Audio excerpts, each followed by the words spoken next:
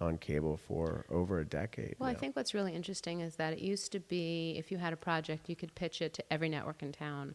And I think now what I'm hearing from my colleagues is that networks have identities, and what you pitch to AMC, you definitely cannot pitch to the CW, because it's just they have very distinct brands. Because I think that in the proliferation of networks, every network needs to stand out and say this is what our identity is. Well, they've been working on getting that audience, so Right. the audience is sort of depending on Right. the same type of. Well, and there's certain shows, like for example, you could see a show on AMC that might also fit the FX model, which might also fit the Showtime model, but I could never see a Lifetime show going to AMC. Yeah. Okay. Or, Lifetime, maybe TNT, maybe USA. Even if it's just tweaking the language or circumstance? Well, yes, because I think that in their but, core... like basically you take the concept of the show. Well, but I think that then you're looking at the show from a very superficial perspective, because really at the core of it, it's going to be a Lifetime show at its core. It's going to be very different, both storytelling and characters and all that. Like, I don't think you're going to take a show like Army Wives or The Client List and... I mean, I guess you could, in theory, take, say, a show like Army Wives and put it on like TNT, but it's a different show. It's just, and I think the reason why those shows are so successful on the networks, why The Walking Dead, why Breaking Bad and Mad Men work so well on AMC, why, The Client List and Army Wives work well on Lifetime, why, Drop Dead Diva just spent 4 years on Lifetime. It knows the audience and it works. It doesn't have to force itself into that genre. It suits that genre of that audience. Whereas, like the USA shows are amazing and they all fit that model so well. Mm-hmm. Shows like Suits and Burn Notice. And I mean, they've been wildly successful for that network because, they're very clear on what their network is, and so they're very clear with the shows what they need from them, and so they also happen to have very smart executives over there.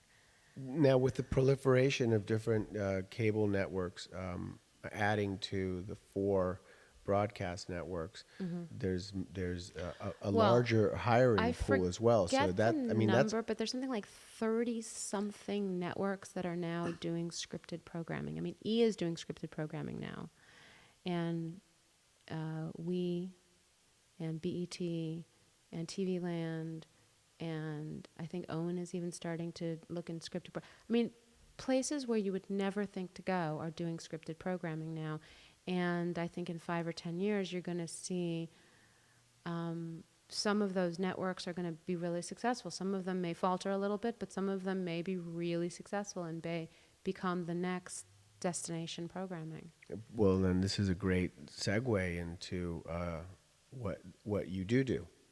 So we covered development. So what do you do on the other side? What do you do on the other side? What do you do on current programming? So when a show gets ordered by the network, okay, the first thing you have to do is hire the writing staff. So once we get that in place, then the scripts start coming in. You're hiring the writing staff, working with the showrunner. Oh, absolutely, yeah. So the stories start rolling. So the writers go into the room and they spend about 3 or 4 weeks. At what point do you become aware of the show, and do you begin interacting with? As soon as it gets an order. Yeah. It's a series. Okay.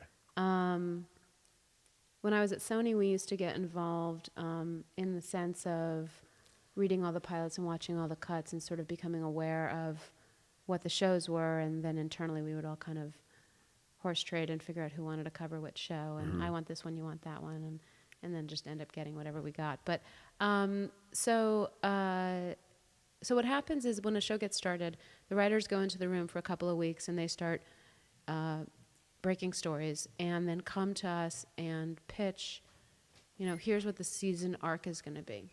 And once we've got the season arc settled, they go off and they start pitching us. And different shows do it differently. Some people will do like a 2-page thumbnail for the first episode, for each episode. So if you've got 10 episode order, 13 episode order, 18, 22, whatever your order is. So for every episode, you get a thumbnail, which is 2 or 3 pages of here's what's going to happen in this episode. That's our opportunity to read it, ask questions, say, And I like this. Who drops that off to you? The writer, the executive producer, the showrunner. All right. And regardless of who And the it's written showrunner's by, working with either he's written it, one of his staff has written it. It's usually written and then goes through his typewriter and then comes to us. Okay. Typewriter. Right. It's just an expression that we still use. Yeah.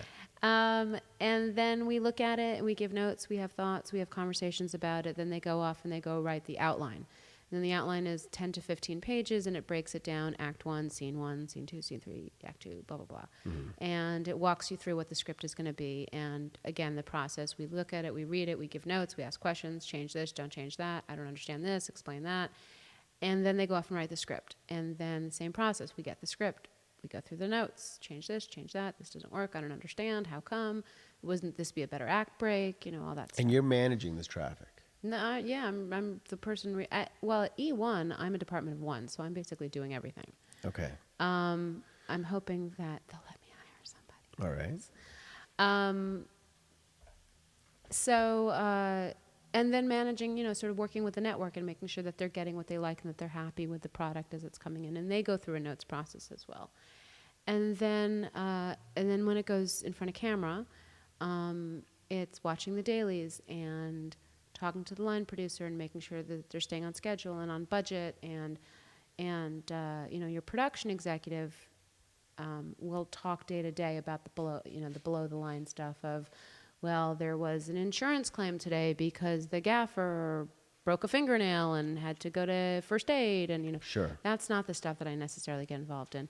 But if our actor has the flu and needs to stay home, and so they have to rearrange the entire schedule because he can't work that day, and so then we get an insurance claim, or they shift the schedule around, or you know, if they're supposed to be outside and it starts pouring rain and you just can't shoot outside, and they have to flip the schedule around. And so those are the things that I'll just sort of touch base and how's it going and what are we doing and what's the plan and how are we going to fix this. And usually it's just to sort of check in and make sure everything is moving on schedule, because these guys are, I mean, you hire a team and then you just trust them and let them do their job. Right. But you do have to check in, and it is, you know, it's a huge financial proposition that, you know, that we've got going on. You know, to keep in mind, a television show can range from $2 million to $3.5 million per episode. Mm-hmm. I mean, plus. I mean, it could go up from there. It could go to 4 or 5 or 6. Yeah. But I think that sort of the average these days is between 2.5 and 3.5 ish mm-hmm. per episode. $1 million. Mm-hmm. It's a lot of money. Yeah. So my job is to basically protect the investment. So you're juggling, can we enumerate what it is that you have up in the air? So you're juggling the creative side, mm-hmm. right? You're having conversations with the showrunner. So for example, are you also involved right in the hiring and firing of writers and directors? Well, hopefully I don't fire anybody. Of course. But yes, it's, you know, I'm sitting down with writers and directors during staffing season all the time to get to know people, and people I haven't worked with, I'll sit down with, I'll talk to them about what they've worked on, what they've done, what their, you know, experiences have been, and just sort of get to know them as a person. And then you look at their work, whether it's a script or a DVD if they're a director. And then you have the conversation with the showrunner about what it is that, you know, they want for the show. And then it's that whole, what does the showrunner want, what does the studio want, what does the network want, and try and get them all on the same page. And so it's a lot of